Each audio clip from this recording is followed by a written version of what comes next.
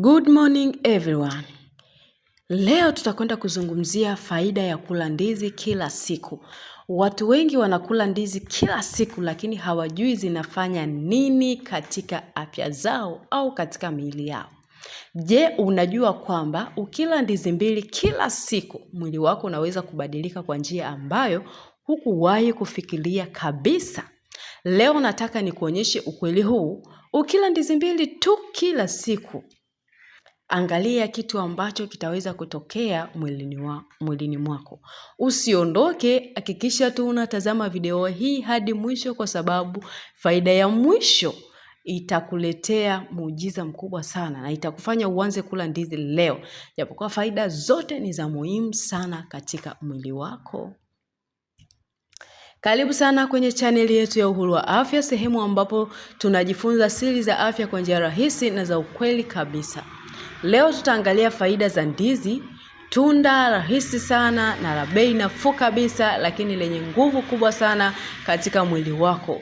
Ndizi mbivu unaweza ukapata hata kwa shilingi 200, shilingi 100, na ukaanza kuila ndizi kila siku ukapata faida hizi. Ndizi sio tu chakula cha kawaida, ni superfood ya asili.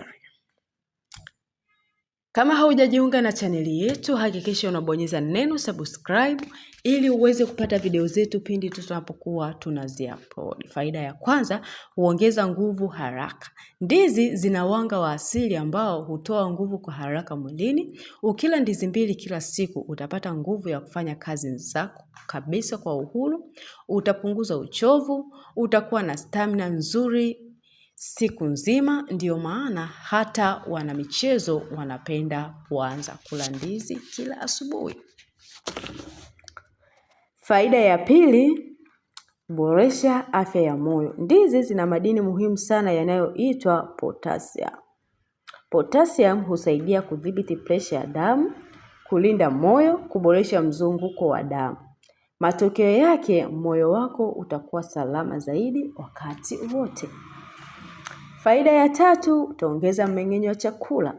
Kama unasumbuliwa na choo kigumu au tumbo kujaa gesi, ndizi zinaweza kukusaidia. Zina nyuzi kama fiber ambazo husaidia chakula kumeng'enywa vizuri, kuzuia choo kigumu, itakufanya tumbo lifanye kazi vizuri kabisa. Faida ya 4, hupunguza stresi na kuongeza furaha. Ndizi zina virutubisho vinavyosaidia ubongo kutoa kemikali ya furaha. Ukila ndizi mara kwa mara, utapunguza msongo wa mawazo, utajisikia vizuri zaidi, utakuwa na hali nzuri ya moyo. Faida ya 5, itasaidia afya ya ubongo. Ndizi zinasaidia pia ubongo kufanya kazi vizuri. Zinasaidia kumbukumbu kuwa bora, kuongeza umakini, kuboresha uwezo wa kufikiria. Hii ni muhimu kwa wanafunzi na watu wenye kazi za akili kubwa.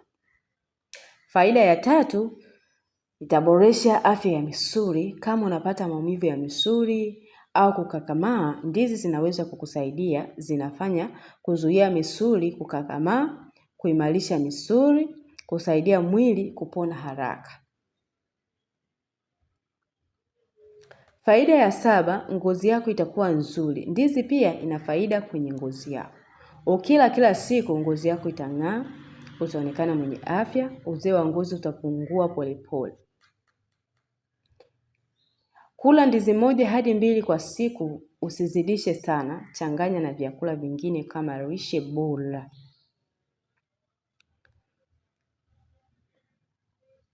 Kama wewe ulikuwa sio mlaji wa ndizi na unaona ndizi ni kitu cha kawaida, basi leo ninaamini ya kwamba umepata kitu kipya kabisa ambacho kitakusaidia kuweza kupata mlo kamili kabisa wa ndizi, na utaanza leo kula ndizi kwa afya kabisa.